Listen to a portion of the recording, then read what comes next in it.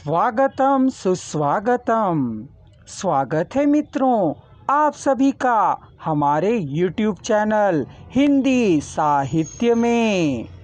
स्वागत करता और आपके मंच संचालन करता है टी निरंजन।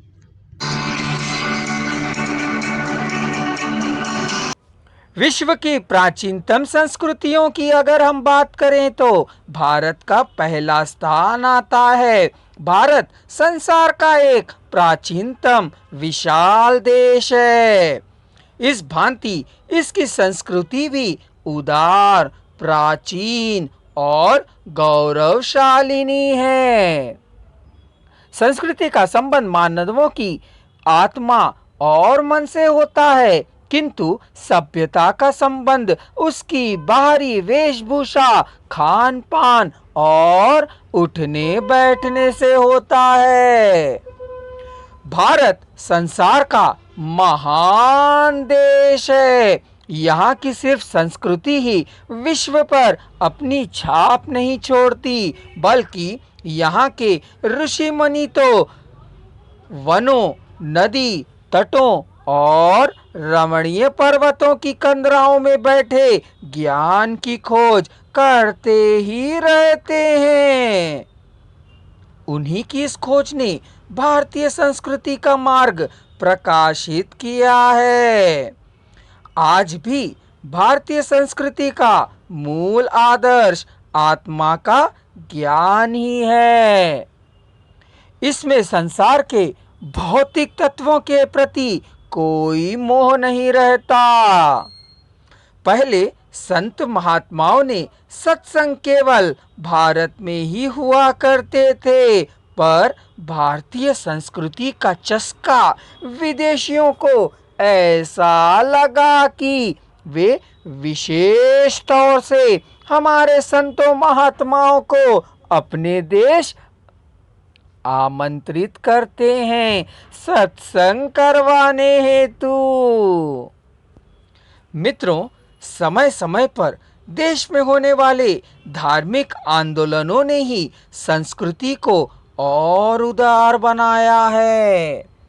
बौद्ध, जैन, शैव, शाक्त तथा वैष्णव मत प्रचारकों ने ही भारतीय संस्कृति में अनेक तत्व जोड़े हैं, जिनमें मुख्यतः सहनशीलता, अहिंसा, परोपकार आदि गुणों का नाम भी उल्लेखनीय है।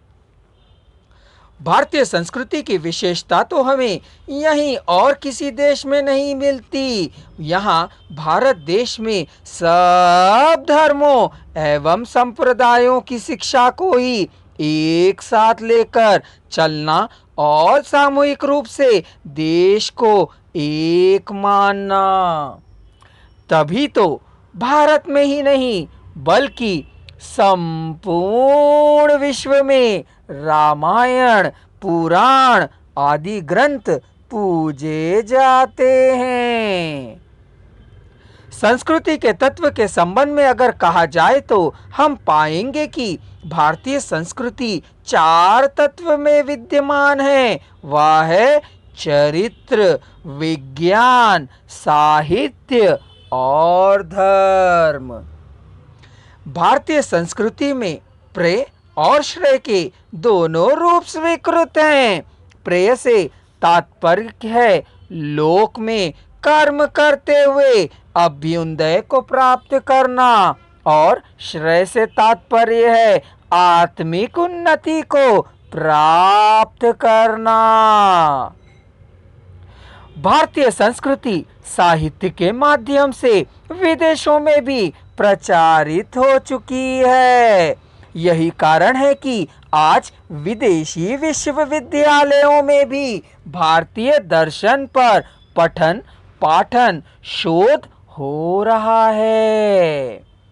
एक बात हम दावे से कह सकते हैं कि संसार का कोई भी देश संस्कृति के बिना जीवित रह ही नहीं सकता। अगर हम संस्कृति को देश की आत्मा कहें तो कोई गलत नहीं होगा।